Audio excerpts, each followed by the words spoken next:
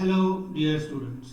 I am Manan Soranis from Mahatma Gandhi Vidya Mandir's MHG College, HSC Vocational Department, Malegaon Camp, Nasik. In the last third video lecture of 1.2 on saying please, we were seeing an example of polite conductor that the writer made in a bus. So let's look at the further part of this lesson regarding polite conductor. गेल्या video लेक्चरमध्ये आपण एका सभ्य कंडक्टरचं उदाहरण पाहिलं होतं की जो लेखकाला भेटतो. आता येथे लेखकाच्या बाबतीत एक प्रसंग घडलेला आहे की लेखक हा त्याच्या पॉकेटात पैसे तिकिटाचे पैसे टाकण्याचं विसरतो आणि त्याच्या मनामध्ये अनेक संमिश्र भावना निर्माण होतात. Rather he is upset that conductor will let him down the bus. आता आपण पुढे बघूया की मग तो कंडक्टर त्या लेखकाला बसच्या खाली उतरवतो की त्याला प्रवास करण्यासाठी परवानगी देतो की तो कसा वागतो त्याच्याशी, तर हे आपल्याला इथे बघायचं आहे. बघा पुढे बघा. Having searched my pockets in vain for stray coppers. इथे कॉपर्स म्हणजे इथे नाणी, कॉइन्स ऑफ लो व्हॅल्यू, म्हणजे छोटं मूल्य असलेली जी नाणी आहे, तर ती नाणी तो त्याच्या पॉकेटात शोधण्याचा प्रयत्न करतो, पण इन वेन म्हणजे व्यर्थ. मी त्याला त्याच्या पॉकेटात पैसे नाणी आढळून येत नाही. Having found I was utterly penniless. Penniless म्हणजे त्याच्याकडे कुठल्याही प्रकारची नाणी म्हणजे एकही छलाम त्याच्या त्या पॉकेटामध्ये नाहीये असं त्याच्या लक्षात येतं. I told the conductor with an honest face. मी कंडक्टरला अत्यंत प्रामाणिक चेहऱ्याने सांगितलं. ॲज आय कुड एज्युम, म्हणजे मला जेवढं शक्य असेल तितक्या प्रामाणिकपणाने म्हणजे प्रामाणिकपणा धारण करून मी त्या कंडक्टरला सांगितलं that I couldn't pay the fare. Fare म्हणजे भाडं, की मी तुमचं बसचं भाडं देऊ शकत नाही and must go back for money, आणि मला आता पैशांसाठी परत घरी जावं लागेल. आता या ॲक्शनवर कंडक्टरची रिॲक्शन काय आहे ते बघा. ओ यू नीडंट गेट ऑफ. तुम्हाला खाली उतरण्याची गरज नाही. That's all right. ठीक आहे. मग तो कंडक्टर अत्यंत सभ्यपणे वागतो. आपण पाहिलेलं आहे की जी कंपनी आहे, मागच्या वेळेस आपण त्या कंपनीचं नाव आपण पाहिलेलं आहे की जी कंपनी तिच्या बघा अंडरग्राऊंड रेल्वे कंपनी ही जी कंपनी, त्या कंपनीचा असा आग्रह आहे, असा नियम आहे की त्या नोकरांनी पॅसेंजरशी सभ्यपणेच वागलं पाहिजे. आता या ठिकाणी तो जो कंडक्टर आहे तो काय सांगतोय लेखकाला, oh you needn't get off. That's right. तुम्हाला खाली उतरवण्याची गरज नाही. All right said I.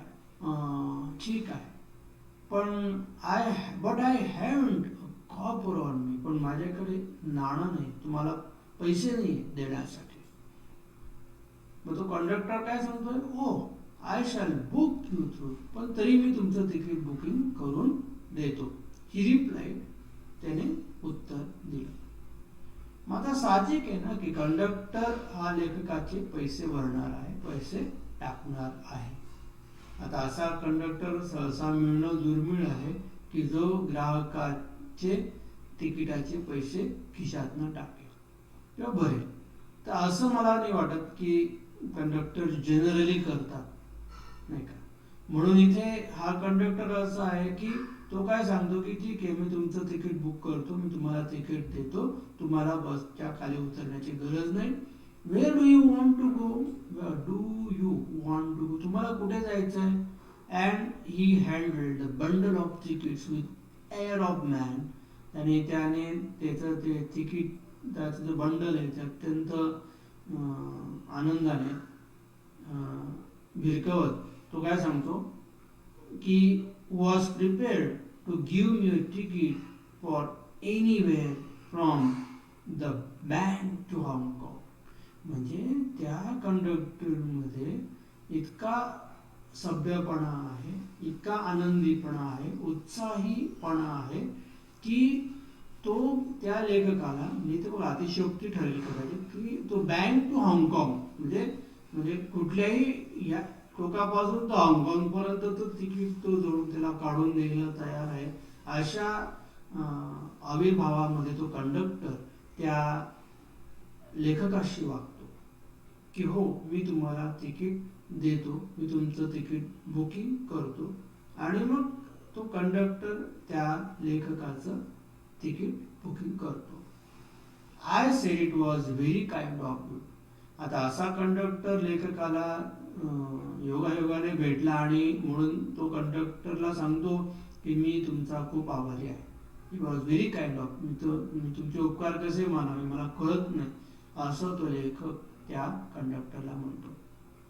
And told him where I wanted to go. आणि मग मी त्याला सांगितलं की मला कुठे जायचं आहे आणि त्या ठिकाणाचं तिकीट त्या कंडक्टरने त्या लेखकाला दिलं. And as he give me the ticket, आणि जेव्हा त्या कंडक्टरने लेखकाला ते तिकीट दिलं तेव्हा आय सेड, म्हणजे लेखक म्हणाला त्या कंडक्टरला की but where shall I send the fair. आता तुम्ही तुमचं हे जे भाडं आहे, हे जे तिकिटाचे जे पैसे आहे ते मी कुठे पाठवू. बघा, फेअर म्हणजे भाडं, तिकिटाचे पैसे. Where shall I send the fare, मी या तिकिटाचे पैसे कुठे पाठवू. Oh you shall see me some day all right. मग तेव्हा तो कंडक्टर निश्चित सांगत नाही की त्याला ते पैसे त्याला कुठे देण्यासाठी लेखकाने यायचंय. तो कंडक्टर काय सांगतो, you shall see me some day all right, आपण पुन्हा कधीतरी भेटू. म्हणजे तुम्हाला पैसे देण्याची गरज नाही, पुन्हा आपण जेव्हा भेटू तेव्हा तुम्ही ते पैसे द्या. ही सेड चीअरफुली, तो अत्यंत आनंदाने म्हणाला. ही टर्न टू गो, आणि तो जायला निघाला. अँड देन लकीली, आणि सुदैवाने, my fingers still wandering in the corner of my pockets. म्हणजे लेखक पुन्हा त्याच्या पॉकेटामध्ये चाचपणी करतोय, शोधतोय की कुठेतरी नाणं मिळतं का. आणि योगायोगाने लायटेड अ शिलिंग, शिलिंग म्हणजे एक नाणंच येते बघा, त्याला एक शिलिंग हाताशी लागतं. And account was squared, square म्हणजे सेटल. आणि अशा पद्धतीने लेखकाने त्या तिकिटाचे पैसे चुकते केले किंवा तो हिशोब पूर्ण केला. म्हणजे प्रवासामध्ये योगायोगाने त्याच्या पॉकेटात त्याला शिलिंग म्हणजे एक नाणं सापडतं. इथे बघा, कॉपर म्हणजे पण नाणं आणि शिलिंग म्हणजे पण एक नाणं. आणि हे जे नाणं आहे हे त्याला त्याच्या पॉकेटात सापडतं आणि मग तो ते कंडक्टरला देतो आणि मग त्यांचा व्यवहार पूर्ण होतो. आता इथे हा जो प्रसंग लेखकाने दिलेला आहे, याच्यात लेखकाचं म्हणणं असं आहे की but that fact did not lesson the glow of pleasure.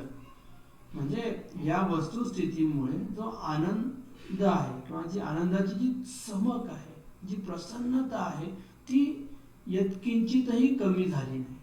म्हणजे काय की त्याच्या मनामध्ये जो आनंद आहे की एक चांगला माणूस त्याला भेटला, सुखद भावना देणारा माणूस त्याला भेटला आणि त्याचा तो दिवस संपूर्ण आनंदात जातो. Which so good nature and action had given me. म्हणजे अशा चांगल्या स्वभावाची कृती त्याच्या बाबतीमध्ये त्या कंडक्टरच्या माध्यमातून घडली आणि त्याला तो आनंद झाला. आता इथे बघा, पुन्हा एक असं लेखकाचं म्हणणं आहे की good manners always make surrounding pleasant or sweet. म्हणजे चांगले मॅनर्स आपण फॉलो केले तर आपल्या सभोवतालचं वातावरण अत्यंत आनंदमय आणि गोड राहण्यासाठी मदत होते, प्रसन्न राहण्यासाठी मदत होते. आणि हीच गोष्ट लेखकाच्या बाबतीमध्ये त्या कंडक्टरच्या माध्यमातून घडली. आता प्रसंग जरी छोटासा असला तरी तो त्याच्या आयुष्यभर स्मरणात राहिला. म्हणजे आपल्या चांगल्या वागण्यामुळे समोरच्या व्यक्तीच्या आपण स्मरणात राहू शकतो.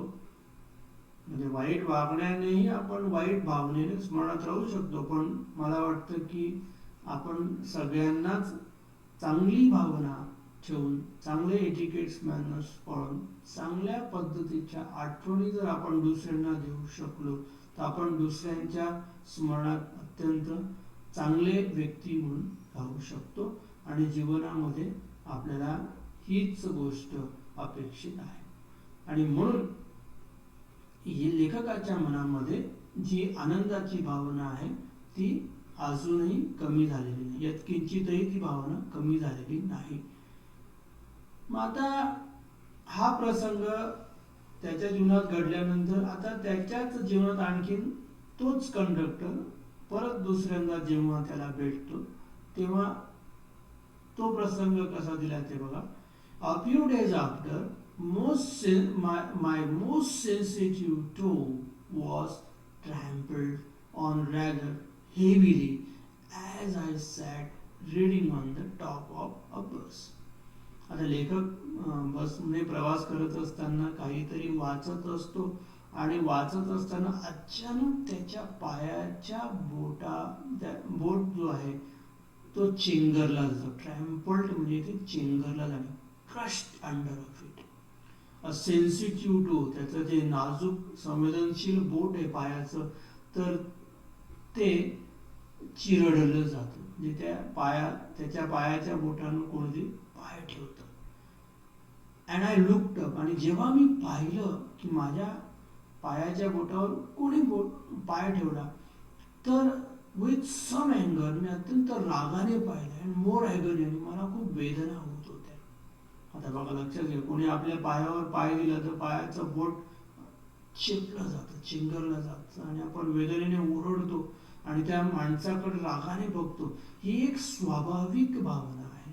आणि अशाच पद्धतीने लेखकाने जेव्हा त्याच्या पायाच्या बोटांवर पाय देणाऱ्या व्यक्तीकडे पाहिलं तर तोच कंडक्टर होतो. अँड सॉ माय फ्रेंड ऑफ द चिअरफुल काउंटनन्स, आनंदमय स्वभाव असणारा तोच माणूस, आणि त्याच माणसाकडनं चुकून लेखकाच्या पायाच्या बोटांवर त्याचा पाय पडतो, किंवा त्याने जे बूट घातलेले असतात ते बूट, त्या पायाचं जे बूट आहे त्या लेखकाच्या पायाच्या बोटांवर पडतं.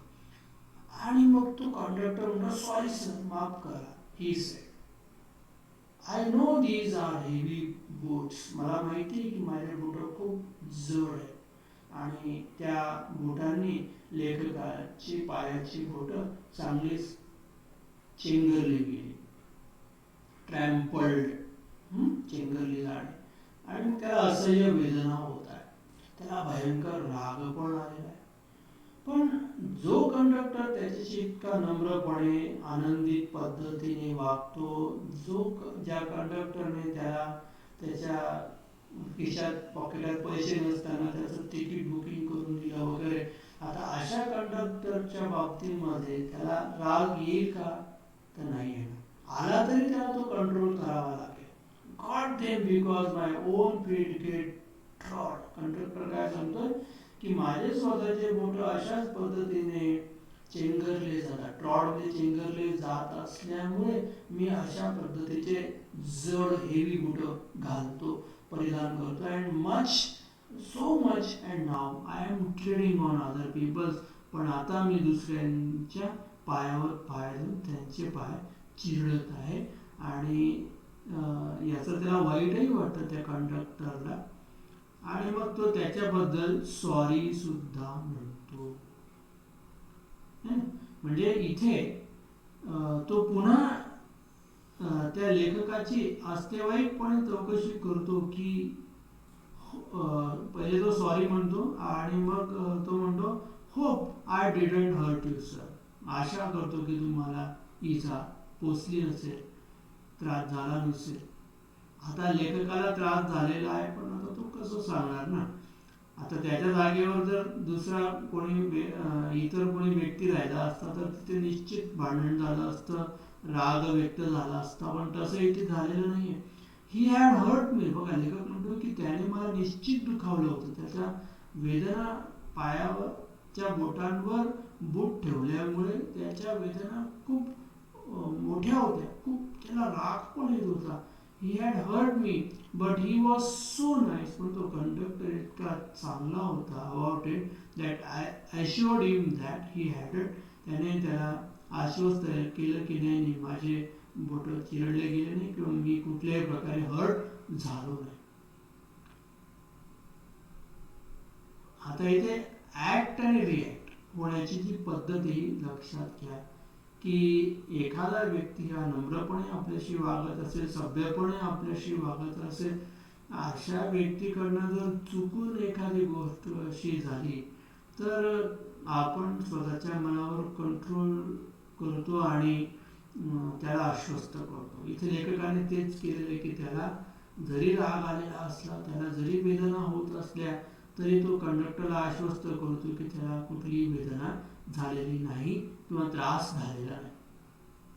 After this I began to observe him whenever I boarded the bus. मी त्याचं नेहमी निरीक्षण करत असतो जेव्हा जेव्हा मी बसमध्ये चढतो. बोर्डेड म्हणजे ते चढणे. बसमध्ये जेव्हा जेव्हा लेखक प्रवास करतो आणि जेव्हा जेव्हा तो कंडक्टर त्याला भेटतो तेव्हा तेव्हा तो त्याचं निरीक्षण करतो. Found a curious pleasure in the constant good nature of bearing. त्याच्या वागण्यामध्ये, त्याच्या जो स्वभावामध्ये कायम उत्सुक अशा प्रकारचा आनंद, उत्सुक अशा प्रकारची प्रसन्नता लेखकाला आढळून येते. He seem to have inexhaustible fund of patience. त्या कंडक्टरमध्ये न संपणारा असा संयमाचा साठा आहे. बघा, इनएक्झॉस्टिबल, अनलिमिटेड, अमर्याद, न संपणारा असा संयम त्या कंडक्टरमध्ये आपल्याला बघायला मिळतो. And a gift of making his passenger comfortable. आणि त्या संयमाच्या बदल्यात तो त्या पॅसेंजरला जणू कम्फर्टेबल, स्वस्थ करण्याचा, आनंदित करण्याचा, प्रसन्न करण्याचा प्रयत्न करतो. I notice that it was raining. आणि मग कंडक्टरचं निरीक्षण करत असताना, कंडक्टरच्या वागणुकीचं निरीक्षण करत असताना लेखकाला असं लक्षात आलं की बाहेर पाऊस पडत आहे. It was raining. He would run up the stairs to give someone the tip that there was a room inside. आणि मग तो पळत run up the stairs to give someone the tip, म्हणजे तो सूचना देतो की there was a room inside, आतमध्ये जागा आहे, तुम्ही बसून घ्या. म्हणजे आता जसं खिडकीच्या बाजूने पाऊस लागतो मग तो सांगतो की त्यांना तुम्ही इकडे सरकून जा, तुम्ही आतमध्ये बसा, तुम्हाला पाऊस लागणार नाही वगैरे. रूम्स इनसाइड जागा असणे, रूम म्हणजे इथे खोली असा अर्थ नाही घ्यायचा. Stair to give someone tip that there was room inside. म्हणजे आता जसं आता इंग्लंडमध्ये डबल डेकर बसेस असतात, 2 मजली बसेस असतात.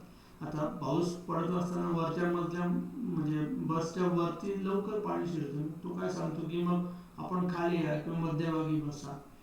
आता आणखी एक उदाहरण आहे. With old people he was considerate. म्हाताऱ्या लोकांची तो अत्यंत आदरपूर्वक वागतो. ॲज अ सन, एखाद्या मुलासारखा नम्रपणे वागतो. With children as solicitous as father. मुलांची तो तितक्याच काळजीने वागतो जसा मुलांचा वडील मुलांची काळजीपूर्वक वागतो. He had evidently a peculiarly warm place in his heart for young people. आणि तरुण लोकांच्या बाबतीमध्ये त्याच्या मनामध्ये उबदारपणा आहे. And always indulge in some merry jest with them. आणि तरुणांशी तो नेहमी चेष्टा मस्करीने वागतो. मेरी जेस्ट म्हणजे चेष्टा मस्करीने वागणे. इथे इंडल्ज म्हणजे गुंतणे. तर तो त्या तरुण मुलांची चेष्टेने वागतो, मस्करीने वागतो, त्यांच्याशी प्रेमाने वागतो. If he had a blind man on board. आणि जर त्याच्या बसमध्ये जर अंध माणूस व्यक्ती असेल तर it was enough to set him down safely on pavement. तो त्या अंध व्यक्तीला फुटपाथवर अत्यंत सुरक्षितपणे खाली उतरवतो. He would call to Bill. Bill म्हणजे त्या ड्रायव्हरला सांगतो, काय सांगतो तो, in front to wait while he took him across the road. त्या अंध व्यक्तीला तो रस्ता सुद्धा ओलांडून देतो अँड राऊंड द कॉर्नर और otherwise safely on his way. म्हणजे इथे कंडक्टर त्या अंध व्यक्तीला रस्ता क्रॉस करून देतो, सुरक्षित ठिकाणी त्याला पोहोचवून देतो किंवा पावमेंटवर म्हणजे फुटपाथवर उतरवूनही देतो. पावमेंट म्हणजे फुटपाथ. तर अशा प्रकारची सेवा तो वेगवेगळ्या वयोगटातल्या माणसांविषयी देत असतो त्याच्या सभ्यपणाच्या माध्यमातून. आता बघा इथे वेगवेगळे उदाहरणं दिलेली आहेत आपल्याला की जर पाऊस येत असेल तर तो तेवढ्याच काळजीने लोकांना आतमध्ये बसायला सांगतो. जर म्हातारी माणसं असेल तो तितक्याच त्यांच्याशी आदराने एखाद्या मुलासारखा वागतो. मुलांशी तो एखाद्या वडिलांप्रमाणे अत्यंत काळजीपूर्वकपणे वागतो. केअरिंग, सॉलिसिटस म्हणजे he had evidently a peculiarly warm place in his heart for him. तरुण माणसांच्या बाबतीत त्याच्या मनामध्ये प्रेमळपणा, उदारपणा आहे. नेहमीच तो त्यांच्याशी चेष्टा मस्करीने बोलतो. अंध व्यक्तींची तो नेहमीच काळजीपूर्वक वागतो. त्यांना बसमध्ये चढण्यासाठी, उतरण्यासाठी, रस्ता क्रॉस करून नेण्यासाठी मदत करतो. In short, I found that he irradiated such an atmosphere of good temper and kindness that a journey with him was a lesson in natural courtesy and good manners. इथे लेखकाने त्या कंडक्टरच्या बाबतीत असा एक रिमार्क मारलेला आहे. पहिल्यांदा आपण इरेडिएटेडचा अर्थ बघून घेऊया. पसरविणे, निर्माण करणे. म्हणजे कंडक्टर हा त्याच्या वागणुकीतून असं चांगलं वातावरण पसरवतो, सभ्यपणाचं, नम्रपणाचं वातावरण पसरवतो, आनंददायी वातावरण निर्माण करण्याचा प्रयत्न करतो की त्याच्या बसमध्ये प्रवास करणं म्हणजे एक प्रकारचा सौजन्य म्हणजे कर्टसी अँड गुड मॅनर्सचा धडा शिकण्यासारखं आहे. आणि ते पण कसं, natural courtesy and good manners म्हणजे नैसर्गिक पद्धतीने सभ्यता, गुड मॅनर्स त्या कंडक्टरकडनं आपल्याला शिकायला मिळते असं लेखकाला म्हणायचं आहे. म्हणजे इथे कंडक्टर्समध्ये असलेल्या ट्रिमेंडस पेशन्स, प्रचंड असा संयम, त्याच्या वागणुकीतला एक चांगलापणा, नम्रपणा, आनंददायीपणा, सर्व वयोगटातल्या माणसांची त्याची वागण्याची पद्धत. तर यातून लेखकाला असं सांगायचं आहे की तो कंडक्टर हा कशा पद्धतीचा एक रोल मॉडेल आहे, एक आदर्श आहे की तो अत्यंत सभ्यपणे आणि चांगल्या पद्धतीने वागतो आणि हेच आपल्याला त्याच्याकडनं शिकता येईल. आणि म्हणून लेखक त्याचं उदाहरण या ठिकाणी देतोय. What struck me particularly was the ease with which he got through the work. आता कंडक्टरच्या बाबतीत प्रकर्षाने लेखकाला एक गोष्ट अशी जाणवलेली आहे की तो त्याचं काम अत्यंत सहजपणे करतो. आता आपलं काम सहजपणे केव्हा होईल, जर आपण एटिकेट्स अँड मॅनर्स फॉलो केले, सभ्यपणे वागलो, तर आपलं काम सहज आणि सोप्या पद्धतीने होतं. If bad manners are infectious, so are good manners. बघा, जसं चांगले मॅनर्स हे म्हणजे आवश्यक आहे, तर इथे लेखकाने एक असं एक विधान वापरलेलं आहे की बघा, if good manners are infectious, bad manners are infectious, so also are good manners. म्हणजे जसे बॅड मॅनर्स हे संसर्गजन्य असतात तसेच वाईट मॅनर्स हे सुद्धा संसर्गजन्य असतात. आता इथे संसर्गजन्य असण्याच्या बाबतीमध्ये दोन अर्थ आहेत, गुड मॅनर्स, बॅड मॅनर्स आणि संसर्ग.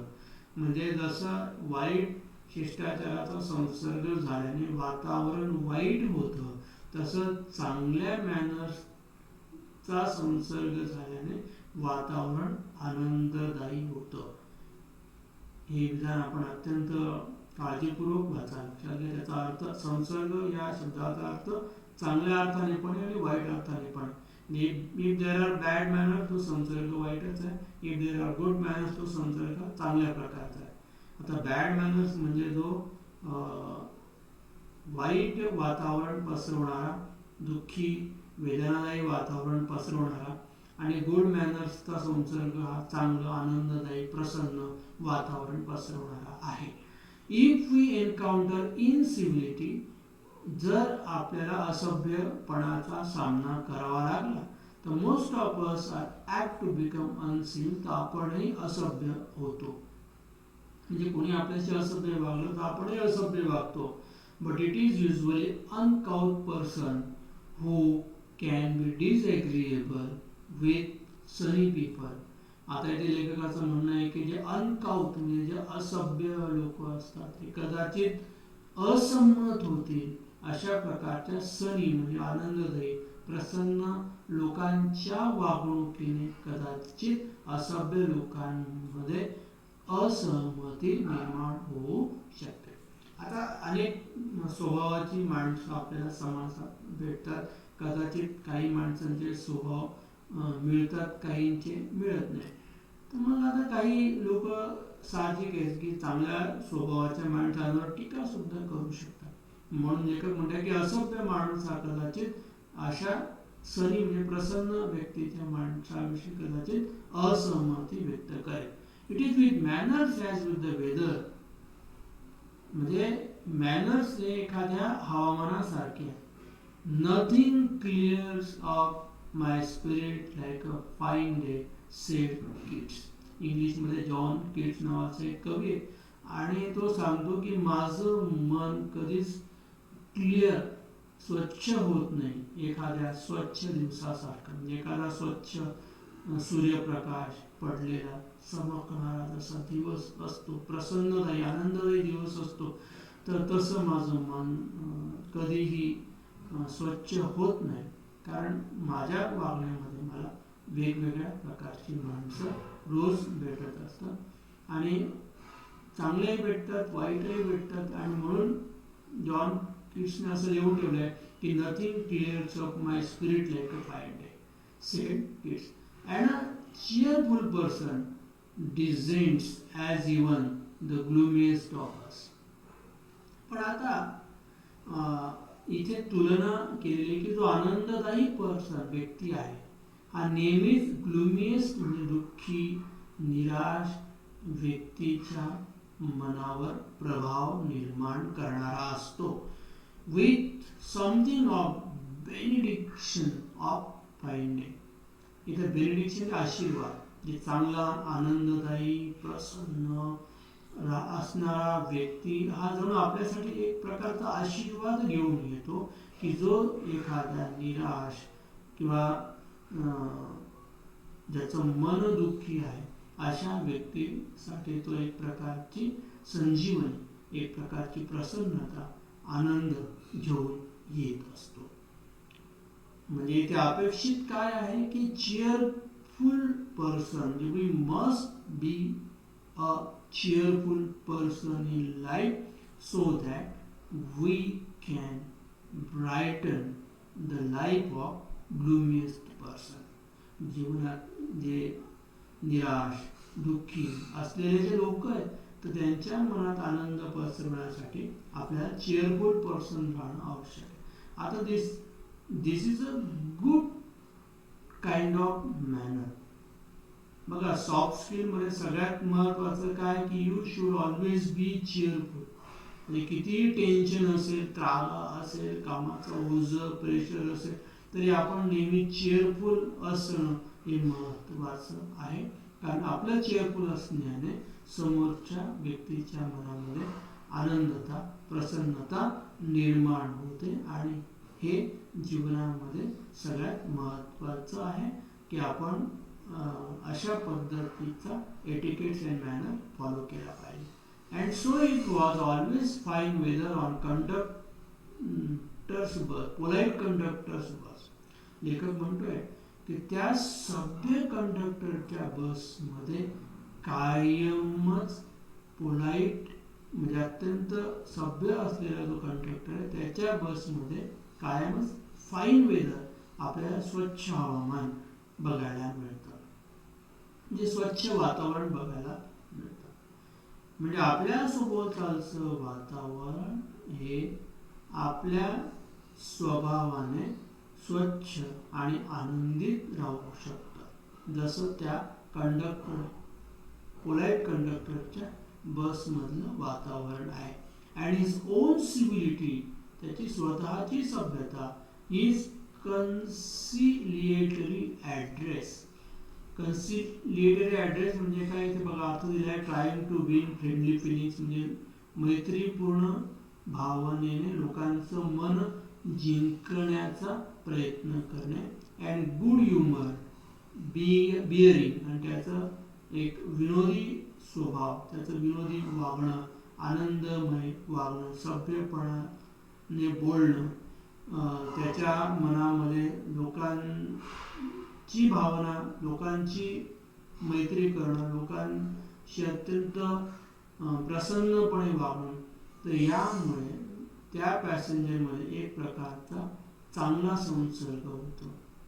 इन्फेक्टेड द पॅसेंजर, इथे इन्फेक्ट म्हणजे संसर्ग हा शब्द इथे वाईट अर्थाने न घेता गुड इन्फेक्शन. बघा, चांगल्या वागण्याने चांगला संसर्ग होईल, वाईट वागण्याने वाईटच संसर्ग होईल. आणि म्हणून कंडक्टरच्या चांगल्या वागण्याने झालेला संसर्ग कसा आहे, that is good infection. Infected but that is good for the passenger. That his behaviour makes the passenger pleasant. Enlightening their spirits, he lighted his own work. आणि त्या पॅसेंजर्सचं मन हलकं करून तो स्वतःचा कामाचा ताणही हलका करून घेतो. टास्क म्हणजे काम.